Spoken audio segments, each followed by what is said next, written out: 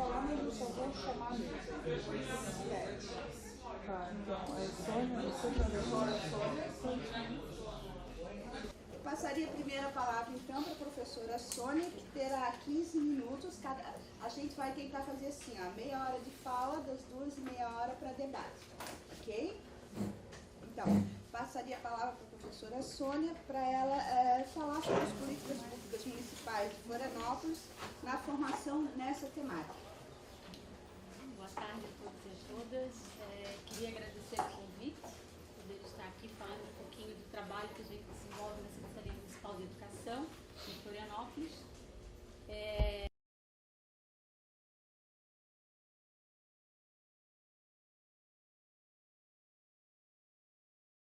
Dizer que essa nossa caminhada, ela já tem uma trajetória aí muito grande, né? Nós já temos legislação específica em Florianópolis desde 94, então nós só intensificamos a partir as ações a partir da Lei 10.639. Eu vou contextualizar um pouquinho como é que o programa surgiu na Secretaria. Em 2005, nós, em função já da demanda da lei, nós organizamos um seminário de diversidade étnico-racial. Foi o primeiro seminário que nós organizamos. E aí, para desenhar esse seminário, nós chamamos o movimento social, chamamos o Negro, MNU, NEM, Universidade do Estado de Santa Catarina, através do NEAB, a Universidade Federal do SED, com a participação da professora Vânia, a Câmara de Vereadores, através da Comissão de Educação, e alguns profissionais também do Departamento de Educação Fundamental. E assim desenhamos o seminário para lançar para a rede municipal a discussão da temática da diversidade étnico-racial, mais especificamente a implementação da 10.639, na época da 10.639. Nesse seminário, nós chamamos os professores, e que a lei até apontava, né, depois vimos que esse não era o caminho, o único caminho, mas nós chamamos os professores de História, de Geografia, de Artes e de Língua Portuguesa. Fizemos esse primeiro seminário e deste seminário saiu a demanda para a Secretaria da necessidade de termos um programa que discutisse a questão da diversidade étnico-racial, e as duas ações que seriam prioritárias nesse momento, que veio como demanda do seminário, foi a formação continuada e a aquisição de materiais, né? Então, o grande argumento era, nós temos dificuldade de implementação da lei porque nós não temos formação na temática, ou a escassez de materiais é muito grande. E aí, a partir daí, nós começamos a desenhar o programa. Então, buscamos o que tinha de fonte de financiamento no momento, né, porque aí, por recurso próprio, naquele momento, nós não tínhamos previsão de orçamento, então fomos buscar o que tinha. E fizemos uma parceria, na época, na SECAD, né, e aí através do MEC-FNDE, para formação dos professores.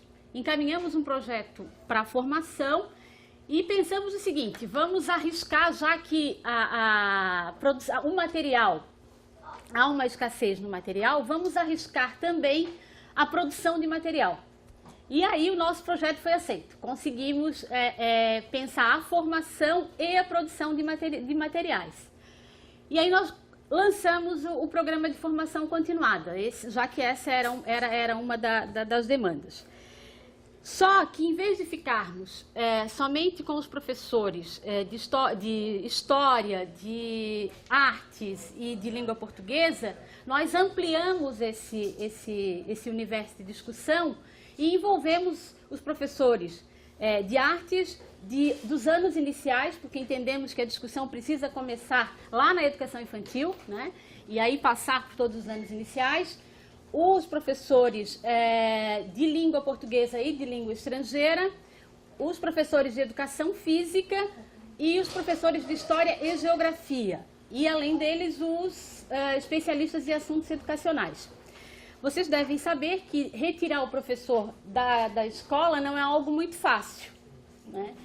E então, o que nós fizemos? Na rede municipal de Florianópolis, nós temos a hora atividade para os professores dos anos finais. Então, nós pegamos os dias de hora atividade dos profissionais e a partir desses dias nós montamos os 5 grupos de formação. E aí nós tivemos um problema, porque os professores dos anos iniciais ainda não tinham hora atividade em tempo, né? A partir desse ano que nós já vamos ter 1/3 dessa hora atividade em tempo, mas naquele tempo nós não tínhamos, né? E precisávamos garantir esse profissional na sala. Então tivemos que fazer todo um convencimento aos diretores porque da necessidade desse profissional estar na nossa formação. E como eram só 5 dias, faltavam ainda a área de matemática e de ciências, que foram as únicas 2 áreas que nós não conseguimos cobrir nesse processo de formação. Foram 120 horas de formação continuada, inicial, para esses profissionais. E como resultado dessa formação, nós construímos esse material, que é Orientações Curriculares para o Desenvolvimento da ERE e para o Ensino de História e Cultura Afro-Brasileira na Educação Fundamental do município. Esse material tem nas bibliotecas, todas as bibliotecas da rede municipal têm esse material, as bibliotecas das escolas também têm esse material. Então, ele foi o resultado de todo esse processo de formação. E aí aconteceu, durante esse processo de formação, aconteceu um fato que foi muito positivo. Por quê? Além das vários professores que nós conseguimos atingir para aderir à discussão, paralelo a isso, a rede, era começo de ano e a rede estava lançando um calendário. A rede todo ano lança o calendário. E aí a rede lançou o calendário e nesse calendário só tinham crianças brancas. Todas as crianças eram brancas. A foto até era interessante porque era na circularidade, era circular, mas todas as crianças eram brancas. E aí, quando nós chegamos na formação, uma professora levantou e disse: eu não estou entendendo mais isso aqui. Porque como é que nós estamos discutindo a diversidade aqui dentro e a rede manda esse calendário para a rede? A secretaria manda esse calendário para a rede. E eu não tenho esse calendário, infelizmente. Eu não consegui ficar com esse calendário. Mas a partir disso, e foi muito bom porque veio da base, né? Veio da rede. Os professores conseguiram perceber isso, não precisou ser um movimento interno, ele veio da base. E aí, a partir disso, foi solicitada uma audiência pública pela Comissão de Educação da Câmara, e a secretaria, aí ela teve que instituir o programa da diversidade étnico-racial. E na instituição do programa, nós constituímos uma comissão propositiva de diversidade étnico-racial no âmbito da Secretaria de Educação. Por quê? Essa discussão que eu estou falando até agora, ela era muito restrita ao ensino fundamental. Até em função da lei, ele era muito restrito ao ensino fundamental. E nós entendíamos que não é uma discussão somente do ensino fundamental, precisa ser uma discussão de secretaria, porque nós precisamos ter políticas públicas que dê conta dessa discussão. Então, essa comissão propositiva, ela tinha representantes da educação fundamental, da educação infantil, da educação continuada e do administrativo.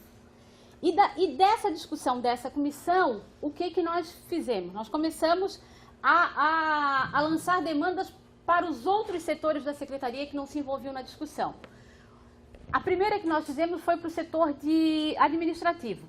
Nós não tínhamos um quadro, por exemplo, dos professores negros da rede municipal de ensino. Nós não sabíamos quantos eram, onde estávamos. E aí, nós pedimos isso, levamos como demanda para o administrativo, e a partir daí, no processo de inscrição do professor substituto e também do professor efetivo na hora do recadastramento, conseguimos incluir o quesito cor-raça, que não tínhamos até então. Para o setor de obras, por exemplo, nós conseguimos passar para eles a demanda da necessidade de, quando pensar os espaços da escola, seja para reforma, seja para construção, para além da acessibilidade, que já é algo que eles já dominavam legal, mas pensar espaços onde a corporidade pudesse estar, onde a musicalidade pudesse estar. E também dessa comissão, nós conseguimos, porque vocês sabem que para fazer, né, não adianta nós termos boas ideias se não tivermos quem paga a conta, né? Então, para que tudo isso pudesse acontecer, nós conseguimos que o programa virasse um projeto de atividade dentro do plano plurianual. Então, dentro do PPA da Secretaria Municipal de Educação, hoje de Florianópolis, há uma rubrica específica para a diversidade étnico-racial. E aí essa será a nossa primeira briga desse ano, porque esse ano é um ano de PPA, né? Mas nas conversas iniciais isso já está acordado, que no próximo PPA nós conseguimos manter essa rubrica específica da diversidade. Porque aí nós podemos ter as ideias e podemos implementá-las, porque vamos ter de onde pagar, né? Então, em termos de financiamento, nós temos hoje assegurado dentro do PPA. E aí nós também conseguimos fazer, através do programa,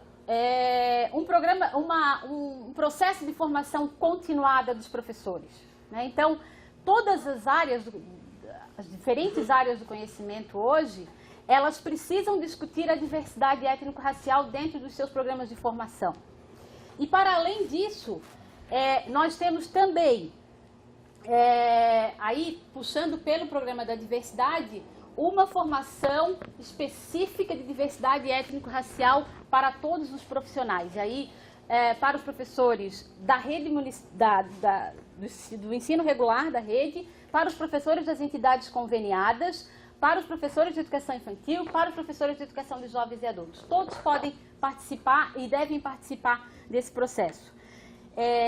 E temos ainda mais um momento, que é o momento de socialização, que é onde nós fizemos o seminário. Nós estamos indo para o 8º seminário esse ano, que é o momento que as pesquisas podem ser socializadas, os trabalhos desenvolvidos nas unidades podem ser socializados, as crianças e os adultos participam desse momento de socialização desse seminário, que acontece sempre no mês de novembro. E também fizemos uma política forte de aquisição de materiais. Então, tanto livros para o professor, como também a literatura, né? A literatura infanto-juvenil para o estudante. Então, agora, nesse mês de janeiro, ainda fizemos a primeira compra do ano. Então, sempre que se compra material na Secretaria de Educação, há esse olhar para a compra de materiais que atendam à diversidade étnico-racial. Assim como na educação infantil, sempre que pensa a compra de materiais, pensa, por exemplo, a compra de creme para o cabelo das crianças negras, porque não sei se vocês sabem, mas as crianças negras na creche, muitas vezes elas chegam e saem do mesmo jeito, né? O professor não penteia o cabelo dessa criança, não faz. Então, nós pensamos, há também como uma política, e aí essa foi uma política que não existia, a da compra de livros já existia, a de produção de material também já, mas essa não, essa veio a partir dessa discussão da diversidade, assim como o pente, assim como outros 5, tá, já estou finalizando, assim como outros materiais que são importantes. No processo de formação, eu queria fazer esse recorte aqui, que nós tivemos muita dificuldade. Nós tivemos muita dificuldade porque as pessoas se negavam a discutir. No primeiro encontro, nós tínhamos um dilema: nós vamos fazer isso obrigatório ou vamos fazer por adesão? E nós poderíamos ter feito obrigatório porque é no dia da hora atividade, mas entendemos que obrigatório o efeito não seria tão positivo quanto foi. Então, no primeiro dia de formação, nós tivemos vários professores que se viravam para a consultora, né? Eles pegavam o livro e faziam assim, ou eles viravam de costas, ou se retiravam. Então, isso foi dolorido, isso foi muito sofrido, sabe? Foi muito sofrido, essa falta de sensibilidade do profissional, de estar discutindo uma temática que é fundamental quando se pensa em educação de qualidade, né? Então, mas aí o grupo que ficou, e aí eu gosto sempre de ver o que tem de bom, né? Porque senão a nossa energia não fica, acaba. E aí o grupo que ficou, e ficou um grupo considerável, nós conseguimos fazer uma formação com 120 profissionais. Foram profissionais assim que discutiram muito, levavam para suas instituições. O encontro ele era de 8 horas e ele era quinzenal, então dava tempo de discutir, voltar para a unidade, discutia na unidade, voltava para a discussão no grupo. Então foram momentos assim de muita discussão, de conseguimos desvelar muita coisa, né? Nós somos denunciados, eu e meu companheiro de coordenação do projeto, que é o professor Vânio, nós somos denunciados, secretário de Educação, como duas pessoas que queriam trazer um discurso racista para a rede, e queriam suscitar o racismo na rede, né? Como se ele não existisse, né? Mas assim, fomos denunciados nisso, e aí aqui eu preciso fazer também essa menção que a vontade política do professor Rodolfo de que essa discussão aconteça, né? Não tem nenhum encaminhamento que o programa faça ao professor Rodolfo que ele não aceite. Então, apesar de todas as denúncias que tivemos, nós fomos até o fim daquele programa e continuamos toda essa formação continuada discutindo a diversidade étnico-racial. E fizemos isso porque nós entendemos que as crianças, e aí aqui as crianças, os adolescentes, os jovens, os adultos e os idosos dessa rede, da nossa rede, eles precisam ter elementos positivados da cultura africana e afro-brasileira. Essas crianças, esses adultos e esses idosos precisam não ter vergonha de ser negro, porque nós temos história, nós temos luta, nós temos todo um conhecimento na área da ciência, da tecnologia, da filosofia, que foi sonegado, né? Então, digo que não fomos só nós negros que perdemos, acredito que os brancos também perderam, porque foi parte da história da humanidade que não foi contada. Então, é uma luta que não é só nossa, né? É uma luta que é de todos nós. E hoje, posso dizer para vocês que na Secretaria Municipal de Educação nós temos uma caminhada. Temos muito a caminhar. Temos muito a caminhar, né? A exemplo foi o tal do calendário. Nunca mais aconteceu um calendário daquele. Faz 7 anos que nunca mais o calendário veio assim. Quando pensa-se a figura, pensa-se crianças negras, brancas, indígenas, né? Pensam-se todas agora.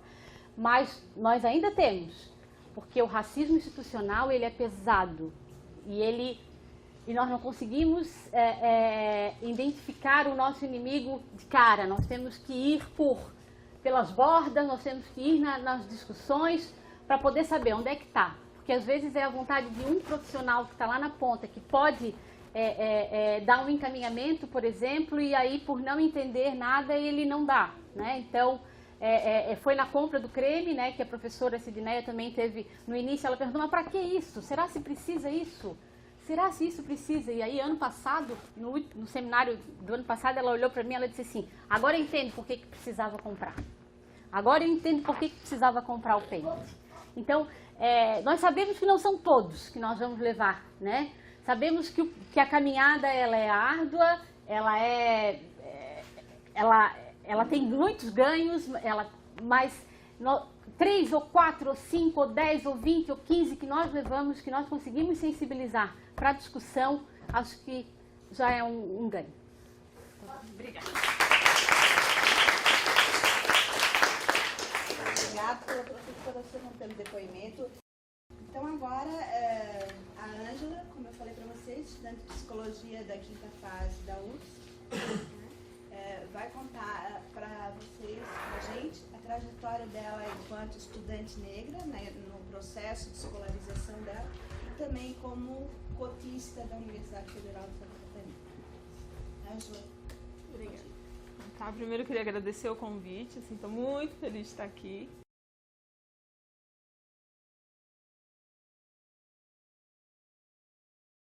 É muito bom estar com os amigos, com as pessoas que eu conheço e tal, e discutindo uma coisa que para mim é o mais importante desde muito tempo, né? Desde algum tempo, porque já tem uma certa caminhada já que eu tenho feito.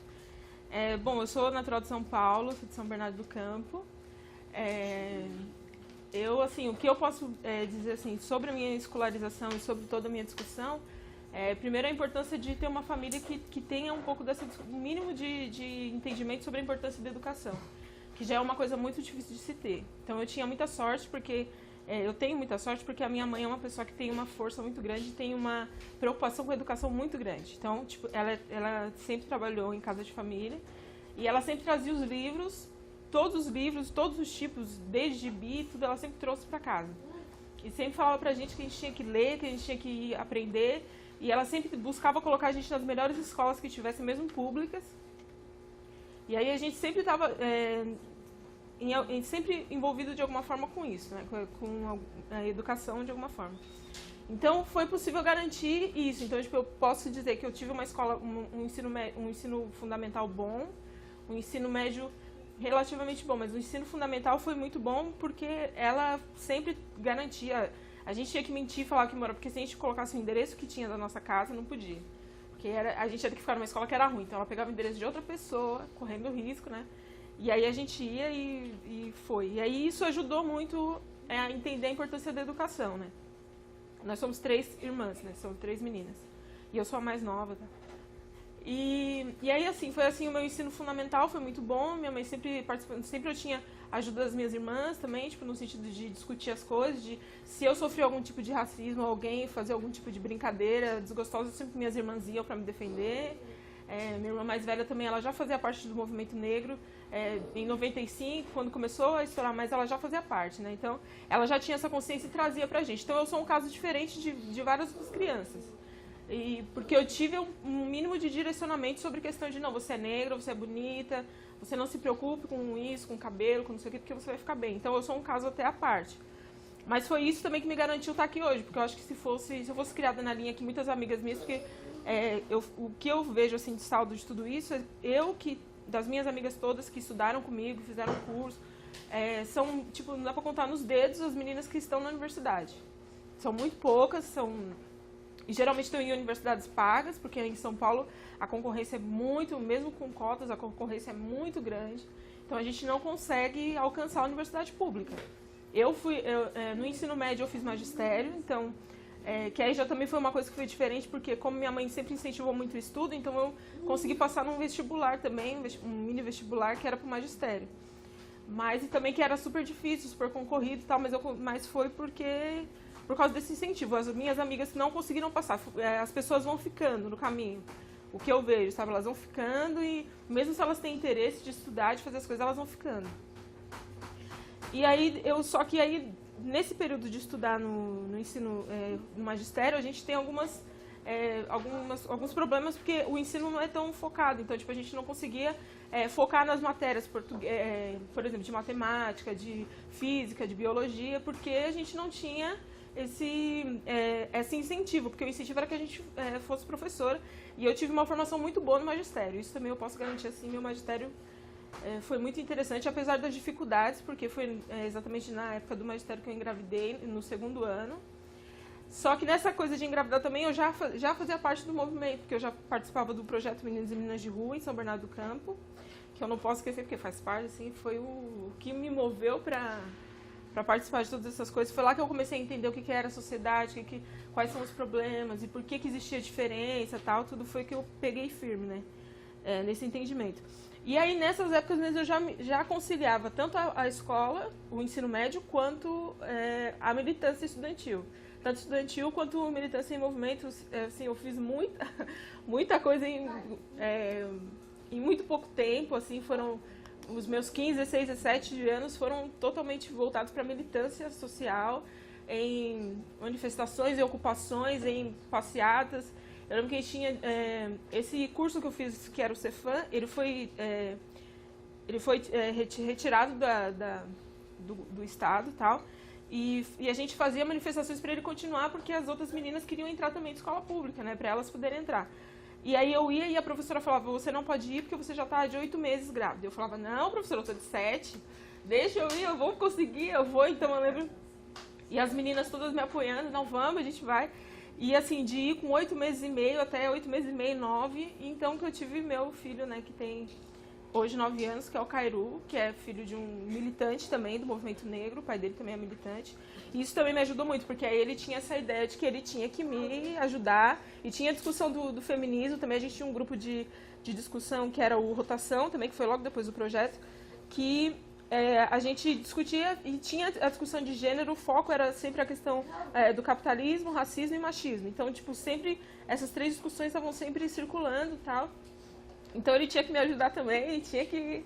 E ele até hoje, ele é um grande parceiro, assim, um grande amigo, nesse sentido, porque ele ainda fica com o meu filho. Ele tá lá, ele faz o doutorado agora em São Carlos. Ele também é um vencedor, assim, nesse sentido, porque a família não queria que ele estudasse e tal. E ele conseguiu, foi pra frente e tal, e ele tá lá e cuidando. Mas aí vem aqueles medos também que eu fui pensando, que eu fui pensando quando eu vim, né? Ele me ajuda também no sentido de cuidar do meu filho, porque eu não tenho condições de sustentar os 2, né? Porque eu tenho 2, eu tenho o Pedro, que tá ali. E pra manter, ele já fazem 2 anos que eu tô aqui, ele não me cobra exatamente nada, assim, tipo, a não ser afetivamente. Então eu ligo sempre, né? Meu filho vem. É muito difícil ficar longe, mas ao mesmo tempo eu sei que é pela minha formação e que isso vai fazer muito bem pra ele também, né? E ele também tem a consciência disso, tal, ele participa junto. Então é muito legal, assim, que a gente tem uma relação bem interessante e consegue levar isso. Mas mesmo assim ainda dá um medo, assim, de uma hora dele dar uns 5 minutos e falar: ué, você não ajudou em nada, eu vou pegar o menino, eu vou pegar a guarda pra mim, mas eu sei que isso não vai acontecer. Mas, assim, dá um medo, sabe? Porque é muito difícil ficar longe, porque ele também é uma criança muito boa. E também tem o Pedro, tal, só que o Pedro já foi numa outra consequência, outros casos, que foi quando eu vim pra cá, que eu entrei na UDESC pra fazer pedagogia. E também foi muito difícil, eu estudei muito em São Paulo e tal. E eu queria vir pra cá porque eu já sabia tal como que era e resolvi vir pra cá. Ainda não tinha política de cotas na UDESC. E aí eu entrei, consegui, e aí nesse meio tempo de vir pra cá e de estar aqui, eu acabei engravidando do Pedro. E aí foi a grande dificuldade, né? Porque aí minha mãe falou: não, agora você vai ter que parar e você vai ter que voltar pra São Paulo e trancar a faculdade, e acabou. Então isso pra mim foi um baque, assim, muito grande. E eu tive que fazer isso, tive que ficar fora, voltar e foi a melhor coisa que aconteceu, na verdade. Eu ficava com muita raiva dela e tal, tudo, mas foi a melhor coisa porque aí eu parei, eu vi como é que tinha que fazer as coisas e tal. E aí que eu comecei a estudar de novo pra vir pra cá, pra UFSC. Que aí eu falei: não, eu vou voltar pra lá e vou voltar pra psicologia. Porque era o meu sonho, sempre foi fazer psicologia, mas sempre que eu tentava a faculdade, sempre em particular. Eu entrei várias vezes em particulares, mas nunca tinha condições de terminar de pagar, né? Sempre era um desafio, assim, depois de um semestre eu já não conseguia mais continuar. E tudo isso eu sei que vem por quê? Por causa do racismo, por causa das questões que a gente tem muita dificuldade com várias coisas, para o acesso à escola. Todas essas questões, assim, são muito difíceis. E emprego também, em São Paulo, é muito tempo tentando emprego e não consegue, você não consegue, você tem que ter o perfil. Eu não podia usar trança, eu tinha que alisar o cabelo e eu não queria alisar meu cabelo, porque eu já tinha um histórico de militância. E para conseguir um emprego eu tinha que me enquadrar e eu não queria me enquadrar. Então, dificuldades assim sempre. E aí depois eu fui, mesmo com o Pedro pequeno, eu vim pra cá. Aí eu já sabia que tinha política de cotas aqui, foi um amigo que me falou. E falou: já vem pra cá, você já conhece aqui bem, e você tem que tentar. Eu falei: não, vou tentar. E aí que eu estudei, tudo, o Pedro era bem pequenininho, ele tinha 4, 5 meses quando eu vim fazer a prova. E consegui fazer a prova e deu certo, passei e vim pra cá. E aí, tipo, aí foi um novo desafio, foi uma nova, porque aí viemos eu e minha mãe. O desafio tanto é pela família, porque já a minha família não entende isso, assim, tirando... Meu pai também entende bem, mas a minha família não aceita isso, assim, tipo, a minha mãe ter vindo pra cá comigo pra me estudar. Então é um desafio constante, assim, ficar aqui e se manter aqui, porque ninguém quer ajudar, porque ninguém quer. Porque acha um absurdo eu querer estudar, né, fazer. Porque falar: tem faculdade aqui em São Paulo, você pode fazer aqui. Não entende, né, a importância. E eu sei também que é por causa desse histórico de vivência daqui a gente tem, que é difícil para as pessoas entenderem e tal, porque todo mundo tem que... Todas as minhas amigas, todo mundo que cresceu comigo, todo mundo trabalha, mas sempre trabalha assim, no telemarketing, trabalha em empresas assim, dessa forma. E nunca tem um reconhecimento assim que dê para elas se manterem mesmo. Elas sempre estão dependendo de ajuda do governo para alguma coisa e tal. Então, tipo... mas mesmo assim, elas acham que ficar 4, 5 anos ainda, né, que a psicologia são 5 anos, é uma loucura. E ainda ficar com bolsa ainda, porque as minhas irmãs não entendem, por exemplo, que eu tenho que ficar sem trabalhar, que eu não tenho, eu sou bolsista, eu quero ser bolsista porque eu quero ser, além de querer estudar, fazer as coisas, eu ainda quero ser pesquisadora. Aí ferrou tudo, né? Porque você quer pesquisar, e aí pesquisa demanda tempo, eu tenho que fazer a graduação, eu tenho que, né? As bolsas ainda são muito, né, para graduação, a bolsa pequena e tal. Então, assim, ninguém entende, assim. Então, tipo, são desafios. E aí eu tenho a sorte de ter minha mãe que ela entende isso. E de ter essa rede também, que eu tenho uma rede muito grande, assim, de pessoas maravilhosas que estão sempre comigo. Desde que eu cheguei aqui. E que se não tivesse essa rede de pessoas que ajudam, porque é muito difícil, assim, sempre dá vontade de desistir. No fim do ano, assim, eu fui para São Paulo, eu pensei, eu vou desistir, porque é muito difícil. É aluguel, é perua pro Pedro, porque tem que estudar, é muita coisa. Então, tipo, me deu vontade mesmo de largar, porque eu falei, não, se eu vou ficar mais 5 anos assim, e dependendo dos outros e tal. E aí, cada vez é um desafio. Hoje mesmo foi um desafio para chegar aqui, meu Deus do céu, nunca pensei que fosse tão difícil chegar. Porque, nossa, minha mãe foi trabalhar, hoje aí ela falou, não, hoje eu vou trabalhar, você vai pra mesa, porque ela já sabe que eu participo das coisas, você vai pra mesa, mesmo com chuva, com criança, eu não vou poder ficar com o Pedro. Falei, não, mãe, eu vou. Aí começou uma chuva, aí eu falei, pronto, como é que eu vou pra UFSC? Não tenho dinheiro pra pagar um táxi, não tenho coisa. Aí eu, ai, meu Deus do céu, aí não conseguia falar com ninguém, aí fui, peguei uma chuva, peguei o Pedro, aí viemos pra cá, mas assim, todo dia é um desafio, todo dia é uma luta, todo dia, e assim, aqui, por exemplo, se eu não tiver essa rede de apoio que eu tenho, além da minha mãe, assim, eu não ia conseguir mesmo, assim, tipo, pessoas maravilhosas, assim, desde a Tânia, que tá aqui, que eu fiquei emocionada de ver ela aqui hoje, que desde o começo, assim, e foi assim, a primeira semana que eu cheguei aqui, eu encontrei a professora de novo, que ela tinha me dado aula na UDESC, e aí eu tava sentada aqui na UFSC, acho que no dia da matrícula, assim, e eu encontrei ela no meio do caminho, e aí desde aí nunca mais, né, a gente sempre, depois a professora Miriam, e aí a gente vai conhecendo várias pessoas e vai formando uma rede de contatos, de pessoas que sempre ali, quando estão ali, que você precisa, estão ali, te ajudam, assim, e não é fácil ser cotista também, né? Que dá vontade de falar tanta coisa que, ai meu Deus. Não é fácil. Porque você entra na universidade, eu já cheguei aqui, na verdade, meio que armada. Porque eu já cheguei pronta para enfrentar o preconceito, porque eu já sabia que a política de cotas não era bem aceita. Então eu já cheguei pronta para encarar as pessoas falando que não era o meu espaço, que não sei o quê, e assim foi, como foi no primeiro dia, chega uma pessoa e fala, é porque esse pessoal das cotas, não sei porque eles estão aqui, né? E aí foi o que eu ouvi, assim, foi uma das primeiras falas. Só que também, assim, eu tive muita sorte porque, primeiro porque eu estou estando no Centro de Filosofia, né, e Ciências Humanas já dá uma facilitada diferente de quem está no CTC, diferente de quem está nos outros centros que sofrem muito no CCB. Eu tenho vários problemas com as aulas de matérias biológicas, muitos problemas. Sempre estou com problemas com coisas, porque tem muita dificuldade de se entender essa realidade do aluno cotista, muita dificuldade. Mas, assim, foi bem mais tranquilo até do que eu imaginava, assim. E aí, eu consegui fluir bem, assim. E aqui ainda encontrei poucas coisas, assim, tipo... E até na psicologia mesmo, e até o professor Leandro também, que... Eu pensava, será que vai ter algum professor que vai falar sobre questão racial? Acho que é difícil, né? E aí o professor falou, e na primeira fase, eu falei, não, então dá pra estudar sem ter que ficar guerreando toda hora com as pessoas. E aí algumas a gente consegue, né? A gente vai lidando. Eu já tive situações bem complicadas, por exemplo, tipo um menino que estava discutindo uma questão na sala, que eles iam ter um espaço para estudar, para fazer uma atividade. E aí ele falou, aí uma amiga minha falou, esse espaço foi bom, a gente conseguiu um espaço, não é tão bom. Aí ele falou assim, esse espaço aí é bom para filho de empregada doméstica. Aí eu fiquei pensando, gente, ele está estudando psicologia, a gente está na 4ª fase. Aí eu olhei assim e falei, a gente, sabe, são coisas que a gente enfrenta assim que você não está esperando. Você está na sala assistindo aula, deu intervalo, a pessoa fala uma coisa dessa assim, eu falo, pô, mas eu sou filha de empregado doméstico, então eu não teria a chance de estar num espaço desse. Então, assim, são muitos desafios, são muitas coisas, tem que ter muita força, muita fé, assim, para conseguir se manter. Hoje eu falei, nossa, Yansan, pelo amor de Deus, para de chover, porque eu preciso ir. Dá uma paradinha na chuva, que eu preciso chegar. E aí, assim, para encerrar, assim, eu queria falar também que a gente tem que ter muito orgulho. É muito difícil porque a gente tem um orgulho próprio também. É difícil bater disso. Por exemplo, você precisa de passagem, por exemplo, você tem que pedir para as pessoas. É muito difícil isso. Você chegar assim... Que muita gente fala, mas... Uma professora mesmo falou para mim uma vez, eu não tenho bola de cristal para imaginar. E eu fiquei muito chocada, assim, tanto que eu nem tenho contato mais com essa professora, porque foi muito forte isso, sabe? Mas você tem que passar por cima do orgulho, você tem que passar por cima de várias coisas para conseguir se manter e para conseguir ter notas boas também, várias coisas.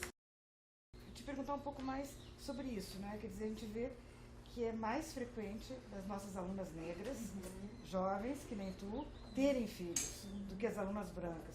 Qual é a reflexão que vocês, negras, fazem sobre essa questão, né?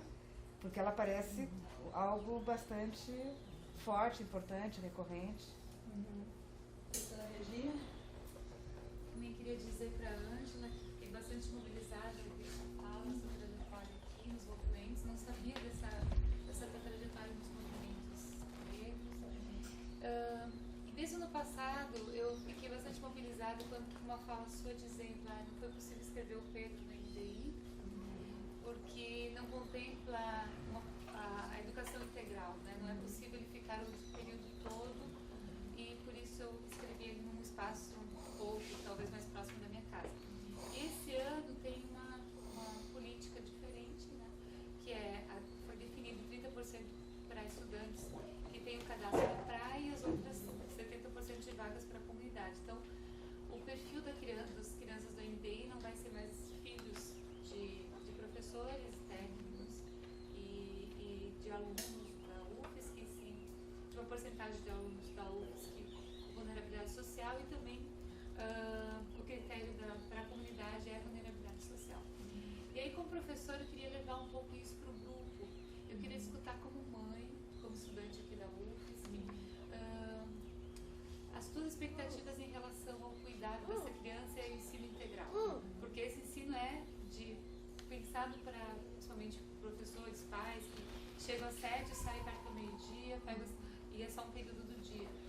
Então, a gente não tem diálogo necessariamente com esse grupo de estudantes da UFSC, que eu queria minimamente poder levar um pouco dessa expectativa para pensar nessa articulação e nessa inclusão do Pedro, já que ele pode ser meu aluno, eu gostaria muito que ele estivesse lá conosco. Eu sou neta, eu construí a minha identidade positivada dentro de um movimento de resistência negro também, que são as escolas de samba de Florianópolis.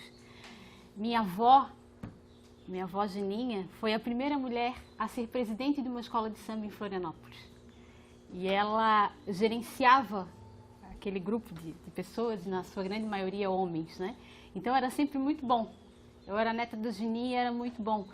E eu sou natural do Balneário, não sei se vocês conhecem, ali no Estreito. E na minha rua só moravam brancos, em todo o quarteirão. Nós éramos a única família negra ali. E era comum as pessoas chegarem na minha casa e olharem para minha avó, e eu fui criada pela minha avó, como toda boa família negra, né, uma matriarca, né? E diziam para minha avó assim, onde é que está a dona da casa? E a minha avó dizia, enchia o peito e dizia, dona da casa sou eu. Então, eu fui crescendo muito com isso. E aí eu acho que é por isso que eu consigo me colocar, sabe, professora? Eu sou a única negra dentro do ensino fundamental, já há alguns anos.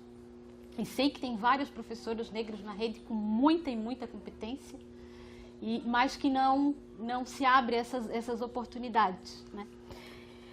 Em relação à formação, aí eu tenho uma filha cotista também, esse ano a minha filha cotista também da UDESC. Em relação à formação, nós não temos um instrumento definido, né? Nós já pensamos nisso, em fazer esse instrumento para ter um acompanhamento mais sistemático, mas nós ainda não temos. Mas temos impressões da formação, né? Por exemplo, na análise do manual didático. Então, a gente já consegue perceber que na hora que o professor está escolhendo o manual didático, ele já tem esse olhar de não pegar os livros que são aquelas coisas muito pesadas, né? Aquele ideário só da escola branca, da família branca, católica e heterossexual e tal. Então, já há essa preocupação na escolha dos materiais. a preocupação das pessoas, dos professores, quando trazem isso para a discussão das reuniões pedagógicas e da inclusão no projeto político-pedagógico das escolas, né? Nós temos, inclusive, eu esqueci de citar, mas nós temos uma resolução municipal hoje, no nosso conselho, que foi uma demanda do programa também, a resolução de implementação da 10.639 na rede municipal de ensino de Florianópolis. E junto com ela, a resolução do PPP, que traz a obrigatoriedade da inclusão do eixo da diversidade nos PPPs. Então, a gente consegue perceber que há essa preocupação, que nós conseguimos sensibilizar, como eu disse, não o grupo inteiro de professores, mas um grande número de professores, que hoje eu diria das 37 escolas do ensino fundamental, eu diria para vocês que eu tenho 2 escolas do ensino fundamental que ainda nós precisamos correr, né? Que precisamos chegar. Mas das 37, 35 escolas têm no seu PPP o eixo da diversidade étnico-racial. E aí eu vejo isso como um grande ganho, né? Porque se não tiver lá no PPP, se não tiver como eixo estruturador do currículo, não vai adiantar, né? Não é um projeto para novembro, não é uma discussão que vai acontecer em novembro, é uma discussão que precisa perpassar todo ano. Então, ele precisa estar lá no projeto político-pedagógico. E isso, professora, a gente já consegue observar, né? Isso a gente consegue observar. Miriam, nós só deixamos de fora 2 áreas, que foi ciências e matemática. E aí, matemática, eu preciso fazer um friso aqui. Nós tentamos matemática em 2000 porque o programa de formação, eu citei um pouco ali aquele período que foi mais intenso, mas ele é continuado. Né? Ele vem desde 2005, nós temos a formação aqui continuada, né? Discutindo a diversidade. E nós tentamos o grupo de matemática, e não sei se é para surpresa ou tristeza, não sei nem o que dizer, o grupo de matemática da rede municipal, ele se negou a discutir. Ele se negou, ele foi altamente... quem estava discutindo conosco era a professora Geruzzi. Eles foram altamente indelicados, mal criados, tudo que vocês possam imaginar. Né? E foram muito desrespeitosos e nós não conseguimos atingir essa área. Os de ciências até houve a sensibilidade, mas o de matemática ele se negou. Esse grupo se negou a estar discutindo. Mas o interesse, assim, a gente consegue observar nos momentos de seminário, ou nos momentos de colóquios, ou nos momentos mais sistemáticos de formação, que nós não obrigamos mais a formação, aliás, em nenhum momento nós obrigamos a participação. Então, nós mandamos para as escolas, nós abrimos a possibilidade da formação para as escolas e os professores se inscrevem. E aí o que é legal, porque quando chega alguma coisa que fale de diversidade na escola, não sei se vocês têm essa experiência da escola, mas quando chega alguma coisa que fale de diversidade ou que fale de cultura africana, e se tiver uma professora negra, eles vão sempre dizer que é para ela, né? É para ti, né?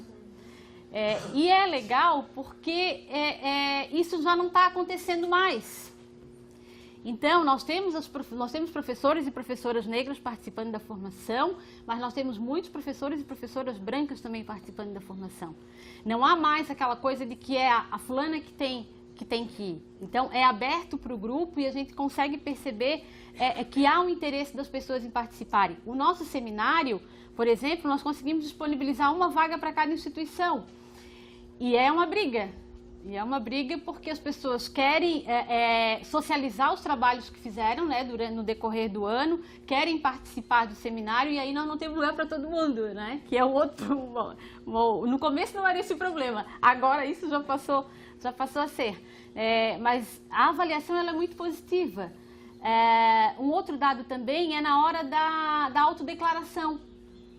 Porque vocês sabem que o censo escolar ele tem ali o quesito corraça, né?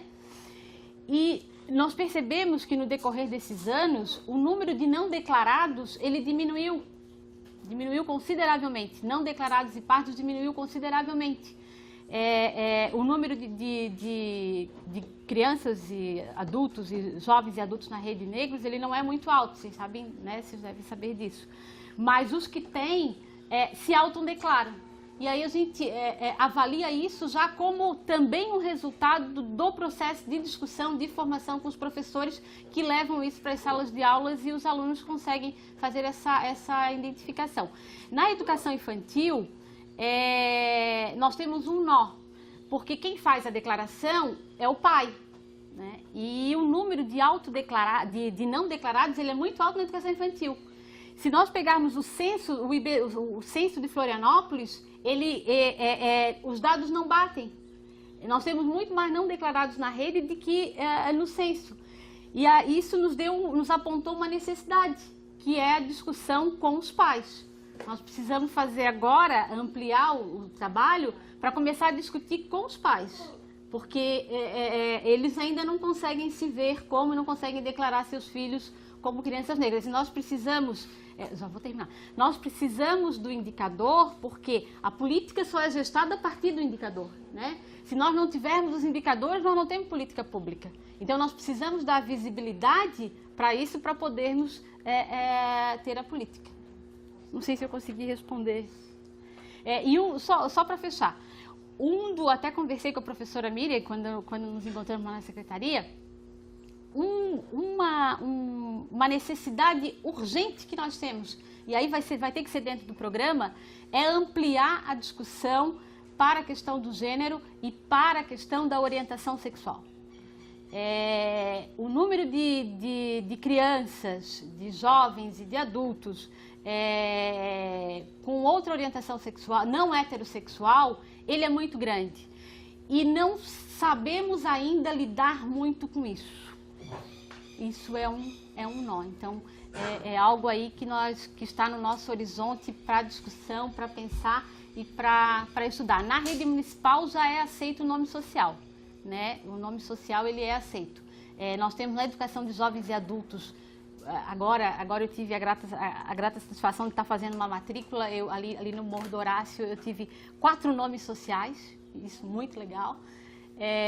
E os pais que têm filhos também na rede, porque nome social também isso é aceito na rede municipal. Mas é um dos nossos desafios aí para frente. Obrigada, né, pelas questões. Obrigada, professora. Eu vou tentar ficar mais... É um desafio para mim controlar a ansiedade. Sou uma pessoa muito ansiosa, mas tem que ir, né?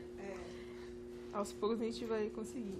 Então, que o Orivar falou, bom saber que você está aqui também, mais um. O impacto do lugar. Eu acho que é um impacto muito positivo, assim.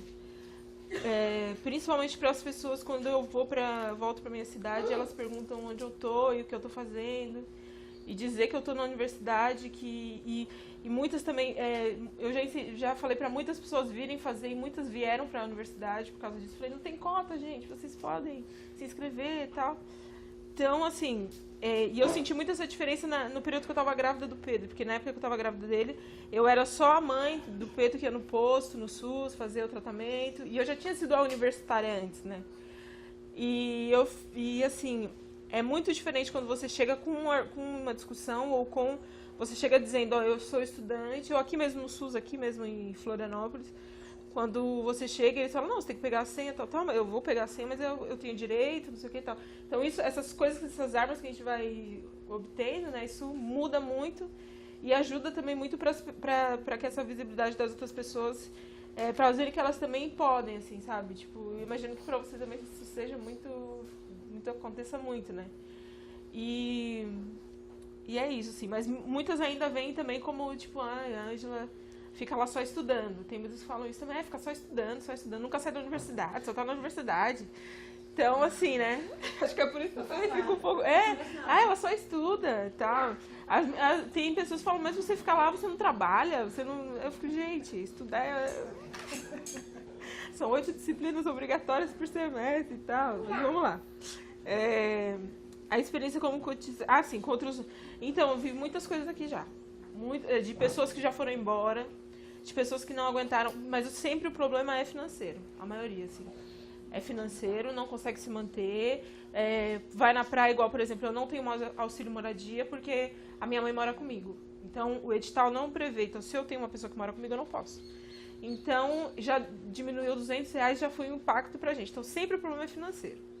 As pessoas não ficam porque elas não têm condições. E também não só financeiro, né? Porque aí também, né, tem que ter também. São questões afetivas também, muito fortes, de ficar longe da família, de se não identificar, porque aqui também, por exemplo, eu vivia num meio de pessoas que tinham muita consciência racial e várias pessoas negras. Aqui o número de pessoas negras é bem menor, principalmente na universidade, então você se sente um pouco sozinho. Até foi muito bom quando eu conheci pessoas assim, tipo igual a Vera e a Lurdinha também, que eu falei, poxa, agora sim eu tô bem em Florianópolis, agora eu conheço todas as redes, tô feita. Então, mas assim, geralmente, e essa dificuldade também, porque a gente tem também essa coisa da família, de ser muito, né, de estar junto e tal, então, tem pessoas que são na minha sala, pessoas que sempre saem porque não conseguem ficar, porque sentem falta mesmo, assim, tipo, e é bem complicado isso. E também porque uma coisa que o pessoal falava muito também, assim, a gente quer viajar e as pessoas não entendem, tipo, tem algumas bolsas que as pessoas não entendem. Eu viajei, eu posso viajar e voltar tranquilamente, né? Que eu sei que eu tô tranquila porque existe uma sensibilização no grupo que eu faço parte. Mas tem muitas bolsas que não, que as pessoas têm que voltar correndo, que as pessoas não podem viajar, ou que não existe uma ajuda de custo para a pessoa, porque pensa, eles querem que a gente fique aqui mesmo no verão, porque não cortam-se as bolsas, mas a gente também quer ir para as nossas cidades, ver as nossas famílias e tal, né? Então, é isso, né? Sobre a questão das mulheres negras, eu acho que isso que é um ponto que é muito forte para mim, porque o que eu vejo muito hoje, eu acho que é a questão da autoestima e da falta de entendimento na questão de ter filhos. Porque, primeiro porque a mulher negra, ela, por não ter autoestima, ela tem mais dificuldade de dizer não na hora de fazer sexo sem camisinha. Então, não é simples, assim, precisa se ter uma segurança muito grande para você falar, eu não vou transar sem preservativo. Então, tipo, eu falo isso como mulher negra e tal, e por as várias experiências. As minhas irmãs todas têm 3 filhos, 4 filhos. E as minhas amigas, e todos os meses são isso. Então, tipo, e é o que assim, o meu foco, assim, nesse sentido, é discutir essa questão, porque você tem um pouco do conhecimento, sim, tipo, porque o SUS, ele garante alguma coisa, mas não é tão efetivo. E também você não tem aberturas para se fazer um aborto, por exemplo, se a pessoa sentir que para ela é melhor fazer um aborto. Você não tem, você morre, eu já sofri um aborto, só que não foi provocado, e me deixaram 9 horas no hospital parada, 9 horas, sem atendimento, tipo, porque achavam que eu tinha provocado, e falaram, você vai ficar para sentir isso. E isso acontece muito, muito, muito com as meninas negras, muito. Então, tipo, é uma coisa que é a falta mesmo de conhecimento e a dificuldade de se dizer não. Isso é que eu vejo que mais acontece. E das crianças, eu também, eu queria muito, quando eu vim pra cá, eu olhava no site, eu falava, não, o Pedro vai ficar na NDI e tal, tudo. Só que aí quando eu vi que é meio período, aí pra mim não dá, porque eu fico aqui das 7 às 5. E ele precisa ficar na escola das 7 às 5, porque a minha mãe também tem que trabalhar e ela tem que fazer as coisas dela também. Então, assim, é um desafio. E aí, e também depois que eu vi como que era, tal, o perfil do NDI, é uma escola, assim, que é muito legal e que eu vi que alguns professores falaram pra mim também, quando eu fui questionar e falar, eu queria que o Pedro ficasse, mas falaram também que a rede também tá bem boa, assim, no sentido de creche, também eu vejo isso. Ele é muito bem cuidado na questão também, dessa questão do creme, por exemplo, que é uma questão, ele vem sempre com o cabelinho cheio de creme, todo bonitinho. Então, se tem essa sensibilização, sabe, eu sinto isso, eu vejo o impacto disso, assim, né, então, tipo... mas eu queria muito que ele estivesse no NDI, porque é muito, assim, é um sonho, né? O NDI é um sonho para qualquer pai e mãe, né? Para qualquer mãe, principalmente. As creches são boas também. Tá? Não, sim, são maravilhosos. Por isso que eu falo, o Pedro super bem. Ele não quer vir comigo, ele quer ficar na creche, ele não queria vir hoje, vai ir. Então, é assim, é isso. De toda a fala da Ângela, o que mais me marcou, Olga, como enfermeira profissional da saúde, foi ela dizer assim, as mulheres negras engravidam mais porque têm baixa autoestima e não conseguem dizer não para o sexo sem camisinha. Uhum. Porque aqui nós não temos só a gravidez como uma consequência, né, gente? Uhum. Nós temos todas as DSTs e a vulnerabilidade para a saúde e outras coisas. Por baixa da autoestima, que não é por ser gorda, magra, feia, bonita, mas por ser negra, por ser de uma raça não pode dizer não, né? Ali sim, eu acho que ela mostrou essa questão do preconceito. Essa é a minha percepção. Fechando a mesa, eu pergunto se a professora Lucinete quer colocar mais alguma coisa para a gente encerrar mesmo. Eu só aprendi aqui. Bom, gente, então vamos dar uma